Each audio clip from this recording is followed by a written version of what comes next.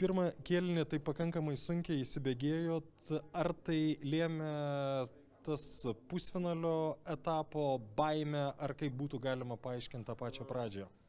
Ne tai, kad baimė, tiesiog norėjosi kažkaip ramiai labai pradėti pritaikyti savo žaidimą priešininkų komandai. Gal taip atrodė, kad ramiai mes skaitom, kad gal visai normaliai pradėjome.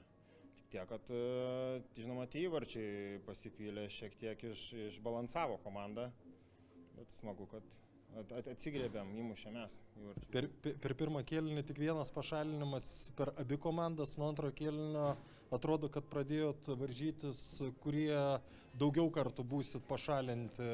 Kas tai lėmė? Pirma, tai ten varžymosi, kas daugiau gaus baudos minučių, tikrai nebuvo.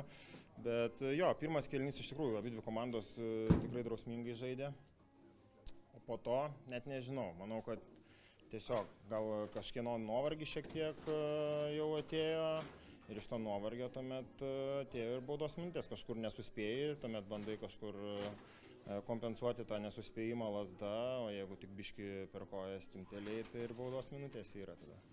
Šių rungtynių trečiasis kėlinys kažkiek priminė ketvirto rato rungtynes su baltainiais, kai irgi turėjot vytis, pasivijot, kiek jūs patys matot tų panašumų ir kiek skirtumų? Iš tikrųjų, tai matom tai, kad baltainių komanda tikrai yra sustiprėjusi ir nei vienų varžybų nebus lengvų ir taip kaip sezono pradžioje ten laimėjome 6-1 berods ten. Kitas varžybas irgi panašių rezultatų, tai tokių varžybų tikrai play-offuose nebebus. Kiekvienose varžybose reikės kovoti nuo pirmo švilpuko iki pačio paskutinio.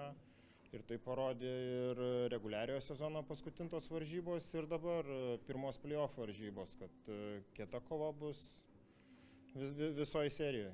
Tuomet, kol dar buvo 3-3 ir laikas jau artėjo į pabaigą, ką tada galvojot, kad bus pratęsimas ar tikėjotės išlys dar per pagrindinį laiką?